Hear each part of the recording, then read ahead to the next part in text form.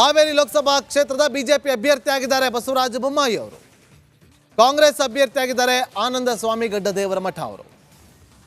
ನೋಡಿ, ಇಲ್ಲಿ ಮೊನ್ನೆ ಹಾವೇರಿಗೆ ಹೋಗಿದಾಗ ಅಲ್ಲಿ ಹೇಳ್ತಾ ಇದ್ದಿದ್ದು ಬಸವರಾಜ ಬೊಮ್ಮಾಯಿ ಅವರ ಗೆಲುವು ಬಹುತೇಕ ನಿಶ್ಚಿತ ಅಂತ. ಆದರೆ ಇವತ್ತು ಟ್ರೆಂಡ್ ಚೇಂಜ್ ಆಗಿದೆ. ಹೇಗಿದೆ ಗೊತ್ತಾ ಇವತ್ತಿನ ಟ್ರೆಂಡ್? ನಿಮ್ಮ ಮುಂದೆ ನೋಡಿ. ಬಿಜೆಪಿ ಅಭ್ಯರ್ಥಿ ಬಸವರಾಜ ಬೊಮ್ಮಾಯಿ ಅವರು 47% ಹಿಂದೆ ಇದ್ದಾರೆ. ಕಾಂಗ್ರೆಸ್ ಅಭ್ಯರ್ಥಿ ಗಡ್ಡದೇವರ ಮಠ ಅವರು 53% ಮುಂದೆ ಇದ್ದಾರೆ. ಇದೇ ಮೊನ್ನೆ 50-50 ಇತ್ತು, ಸಮಬಲ ಇತ್ತು. ಆದರೆ ಇವತ್ತು ಚೇಂಜಸ್ ಆಗಿದೆ, ಬದಲಾವಣೆ ಆಗಿದೆ. ಈ ಟ್ರೆಂಡ್ ಹೀಗೆ ಇರುತ್ತೆ ಅಂತ ಅಂದ್ಕೋಬೇಡಿ, ಚೇಂಜಸ್ ಆಗ್ತಾನೆ ಇರುತ್ತೆ. ಜನರ ನಾಡಿ ಮಿಡಿತ ರಾತ್ರಿ ಕಳೆದು ಬೆಳಗಾಗೋಷ್ಟರಲ್ಲಿ ಏನಾಗುತ್ತೋ ಗೊತ್ತಾಗೋದಿಲ್ಲ. ಇವತ್ತಿನ ಟ್ರೆಂಡ್ ಹೇಳ್ತಾ ಇರುವಂಥದ್ದು ಹಾವೇರಿಯಲ್ಲಿ ಕಾಂಗ್ರೆಸ್ ಅಭ್ಯರ್ಥಿ ಮುಂದೆ ಇದ್ದಾರೆ ಅಂತೇಳಿ, ಬಿಜೆಪಿ ಅಭ್ಯರ್ಥಿ ಹಿಂದೆ ಇದ್ದಾರೆ ಬಸವರಾಜ ಬೊಮ್ಮಾಯಿ ಅವರು. ಇನ್ನು ಹೆಚ್ಚಿನ ವರ್ಕೌಟನ್ನು ಮಾಡ್ತಾರಾ? ಮುಂದಿನ ದಿನಗಳಲ್ಲಿ ಈ ಟ್ರೆಂಡ್ ಚೇಂಜ್ ಆಗುತ್ತಾ? ಇದೆಲ್ಲವೂ ಕೂಡ 2ನೇ ಹಂತದಲ್ಲಿ ನಡೆಯುವಂಥ ಚುನಾವಣೆಯ ಲೋಕಸಭಾ ಕ್ಷೇತ್ರಗಳು ಇವೆಲ್ಲವೂ ಕೂಡ. ಹಾವೇರಿಯಲ್ಲಿ ನೋಡಿ ಇವತ್ತಿನ ಟ್ರೆಂಡ್ ಹೇಗಿದೆ ಅಂತೇಳಿ. 47% ಬಿಜೆಪಿ, 53% ಕಾಂಗ್ರೆಸ್ ಅಭ್ಯರ್ಥಿ. ನೆಕ್ಸ್ಟ್ ನಿಮ್ಮ ಮುಂದೆ ಧಾರವಾಡ.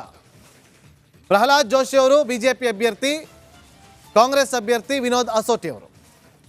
ನೋಡಿ ಇಲ್ಲಿ ಏನಾಗಿದೆ ಅಂತೇಳಿ ನಿಮಗೆ ಕುತೂಹಲ ಇದೆ. ಧಾರವಾಡದಲ್ಲಿ ಸ್ವಾಮೀಜಿಗಳು ಪ್ರಹ್ಲಾದ್ ಜೋಶಿ ಅವರ ವಿರುದ್ಧ ರೆಬಲ್ ಆಗಿದ್ದರು, ಅದರಲ್ಲೂ ದಿಂಗಾಲೇಶ್ವರ ಶ್ರೀಗಳು. ಇದರಿಂದ ದೊಡ್ಡ ಪೆಟ್ಟು ಬೀಳುತ್ತೆ ಅಂತ ಹೇಳಲಾಗ್ತಾ ಇತ್ತು. ಪೆಟ್ಟು ಬಿದ್ದಿದೆಯಾ?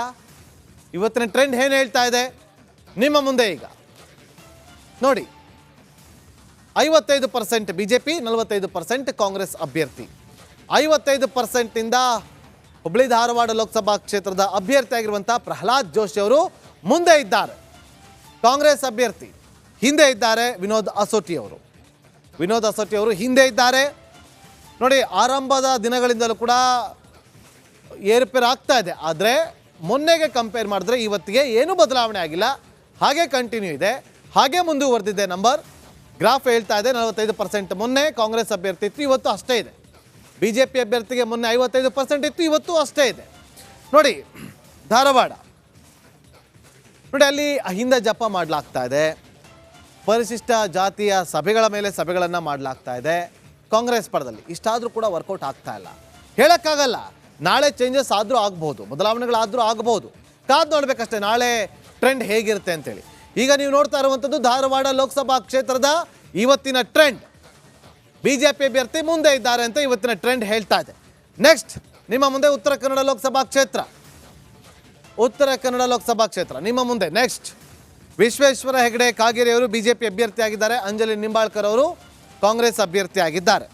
ಇಲ್ಲಿ ಹೇಗಿದೆ ಟ್ರೆಂಡ್ ಅಂತ ನಾವು ನೋಡಿದಾಗ ದಿನೇ ದಿನೇ ಇಲ್ಲಿ ದೊಡ್ಡ ಮಟ್ಟದಲ್ಲಿ ಚೇಂಜಸ್ಗಳಾಗ್ತಾನೇ ಇದೆ. ಹಾಲಿ ಸಂಸದ ಅನಂತಕುಮಾರ್ ಹೆಗಡೆ ಅವರಿಗೆ ಟಿಕೆಟ್ ಕೊಡಲಿಲ್ಲ.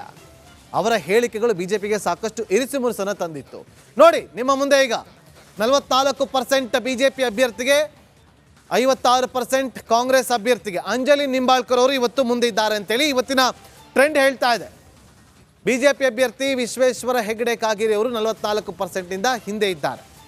ನೋಡಿ, ಮೊನ್ನೆ ನೀವು ನಂಬೋದಿಲ್ಲ 48% ಇತ್ತು ಇಲ್ಲಿ ಕಾಂಗ್ರೆಸ್ ಅಭ್ಯರ್ಥಿಗೆ, 52% ಇತ್ತು ಬಿಜೆಪಿಗೆ. ಆದರೆ ಇವತ್ತು ಮೇಜರ್ ಚೇಂಜಸ್ ಆಗಿದೆ. 48%ನಿಂದ 56%ಗೆ ರೀಚ್ ಆಗೋ ಮೂಲಕ ಕಾಂಗ್ರೆಸ್ ಅಭ್ಯರ್ಥಿ ಇವತ್ತು ಮುಂದಿದ್ದಾರೆ ಅಂಜಲಿ ನಿಂಬಾಳ್ಕರ್ ಅವರು. ವಿಶ್ವೇಶ್ವರ ಹೆಗಡೆ ಕಾಗೇರಿ ಅವರು 52%ನಲ್ಲಿ ಮುಂದೆ ಇದ್ರು ಮೊನ್ನೆ, ಇವತ್ತು 44%ಗೆ ಬರೋ ಮೂಲಕ ಹಿಂದೆ ಇದ್ದಾರೆ. ಇದು ಇವತ್ತಿನ ಟ್ರೆಂಡ್. ನೋಡಿ, ಇವತ್ತು ಕೂಡ ಅನಂತಕುಮಾರ್ ಹೆಗಡೆ ಅವರು ಕ್ಷೇತ್ರದಲ್ಲಿ ಎಲ್ಲೂ ಕೂಡ ಕಾಣಿಸ್ಕೊಳ್ತಾ ಇಲ್ಲ. ಎಸ್ ವೀಕ್ಷಕರೇ, ಈಗ ನಿಮಗೆ ಓವರಾಲ್ ಟ್ರೆಂಡ್ ಹೇಗಿದೆ ಅಂತೇಳಿ ನಿಮಗೆ ನೇರವಾಗಿ ತೋರಿಸುವಂಥ ಪ್ರಯತ್ನವನ್ನು ನಾನೀಗ ಮಾಡ್ತೀನಿ. 14 ಲೋಕಸಭಾ ಕ್ಷೇತ್ರಗಳಲ್ಲಿ ಬಿಜೆಪಿ ಮತ್ತು JDS ಮೈತ್ರಿ ಏನಿದೆ 5 ಕ್ಷೇತ್ರಗಳಲ್ಲಿ ಮುಂದೆ ಇದೆ. ಕಾಂಗ್ರೆಸ್ 6 ಕ್ಷೇತ್ರಗಳಲ್ಲಿ ಮುಂದೆ ಇದೆ. ಇವತ್ತಿನ ಟ್ರೆಂಡ್ನ ಪ್ರಕಾರ 50-50 3 ಕ್ಷೇತ್ರಗಳು ಅಂತ ಹೇಳಲಾಗ್ತಾ ಇದೆ. ಯಾವ್ಯಾವ ಕ್ಷೇತ್ರಗಳು ಅಂತೇಳಿ ಕ್ವಿಕ್ ಆಗಿ ಗಮನಿಸ್ತಾ ಹೋಗೋಣ. ಈಗ ನೋಡಿ, ಬಾಗಲಕೋಟೆ, ಬೆಳಗಾವಿ, ಧಾರವಾಡ, ಶಿವಮೊಗ್ಗ ಈ 4 ಕ್ಷೇತ್ರಗಳಲ್ಲಿ ಬಿಜೆಪಿ ಮುಂದೆ ಇದೆ. ನೆಕ್ಸ್ಟ್ ವಿಜಯಪುರದಲ್ಲಿ ಬಿಜೆಪಿ ಮುಂದೆ ಇದೆ. ಈ 6 ಕ್ಷೇತ್ರಗಳಲ್ಲಿ ಬಿಜೆಪಿ ಮುಂದೆ ಇದ್ರೆ ಕೊಪ್ಪಳ, ಹಾವೇರಿ, ಉತ್ತರ ಕನ್ನಡ, ಕಲಬುರಗಿ ಈ 4 ಕ್ಷೇತ್ರಗಳಲ್ಲಿ ಕಾಂಗ್ರೆಸ್ ಮುಂದೆ ಇದೆ. ನೆಕ್ಸ್ಟ್ ಚಿಕ್ಕೋಡಿ, ಬಳ್ಳಾರಿ, ದಾವಣಗೆರೆ ಇಲ್ಲಿ ಸಮಬಲ 50-50 ಅಂತ ಹೇಳಲಾಗ್ತಾ ಇದೆ. ನೋಡಿ ಇವತ್ತಿನ ಓವರ್ ಆಲ್ ಟ್ರೆಂಡ್ ಹೇಗಿದೆ ಅಂತೇಳಿ ನಿಮಗೆ ತಿಳಿಸಿಕೊಡುವಂಥ ಪ್ರಯತ್ನವನ್ನು ನಾವು ಮಾಡಿದ್ದೀವಿ. ಇವತ್ತು 3 ಕ್ಷೇತ್ರಗಳಲ್ಲಿ ಚಿಕ್ಕೋಡಿ, ಬಳ್ಳಾರಿ, ದಾವಣಗೆರೆ 50-50. ಉತ್ತರ ಕರ್ನಾಟಕ ಭಾಗದ 14 ಲೋಕಸಭಾ ಕ್ಷೇತ್ರಗಳ ಪೈಕಿ 6 ಲೋಕಸಭಾ ಕ್ಷೇತ್ರಗಳಲ್ಲಿ ಕಾಂಗ್ರೆಸ್ ಇವತ್ತು ಮುಂದೆ ಇದೆ. ಇದು ಅಚ್ಚರಿಯ ಬೆಳವಣಿಗೆ, ಇವತ್ತಿನ ಟ್ರೆಂಡ್ ಹೇಳ್ತಾ ಇರುವಂಥದ್ದು. ಕೊಪ್ಪಳ ಬಸವರಾಜ್ಗೆ ಬಿಜೆಪಿ ಅಭ್ಯರ್ಥಿ ಆಗಿದ್ದಾರೆ. ಕಾಂಗ್ರೆಸ್ ಅಭ್ಯರ್ಥಿ ರಾಜಶೇಖರ್ ಹಿಟ್ನಾಳ್ ಅವರು. ಇಲ್ಲಿ ಮೇಜರ್ ಚೇಂಜಸ್ ಆಗಿದೆ. ಮೇಜರ್ ಚೇಂಜಸ್ ಆಗಿರುವಂಥದ್ದು ಇವತ್ತು. ನೋಡಿ ಕಾಂಗ್ರೆಸ್ ಯಾವ ಹಂತದಲ್ಲಿದೆ, ಇವತ್ತಿನ ಟ್ರೆಂಡ್ ಏನು ಹೇಳ್ತಾ ಇದೆ ನಿಮ್ಮ ಮುಂದೆ ನೋಡಿ. ಕಾಂಗ್ರೆಸ್ 54%, ಬಿಜೆಪಿ 46%. 50 ಇತ್ತು, 44ಕ್ಕೆ ಹೋದ್ರು, 45%ಗೆ ಬಂದರು. ಇವತ್ತು 46%ನಲ್ಲಿದ್ದಾರೆ ಬಿಜೆಪಿ ಅಭ್ಯರ್ಥಿ. ಆದರೆ ಕಾಂಗ್ರೆಸ್ ಅಭ್ಯರ್ಥಿ ಈ ಕ್ಷೇತ್ರದಲ್ಲಿ ಆರಂಭದಿಂದಲೂ ಕೂಡ ಟ್ರೆಂಡ್ನಲ್ಲಿ ಮುಂದೆ ಇದ್ದಾರೆ. ಮುಂದೆ ಇದ್ದಾರೆ ಕಾಂಗ್ರೆಸ್ನ ಅಭ್ಯರ್ಥಿ ರಾಜಶೇಖರ್ ಹಿಟ್ನಾಳ್ ಅವರು. ನೋಡಿ ಅಲ್ಲಿ ಕರಡಿ ಸಂಗಣ್ಣ ಅವರು ಟಿಕೆಟ್ ಕೈ ತಪ್ಪಿದ್ದಕ್ಕೆ ಸೈಲೆಂಟ್ ಆಗೋಗಿದ್ರು. ಪಕ್ಷದ ಯಾವುದೇ ಒಂದು ಚಟುವಟಿಕೆಗಳಲ್ಲಿ ಅವರು ಭಾಗ್ಯ ಆಗ್ತಾ ಇರಲಿಲ್ಲ.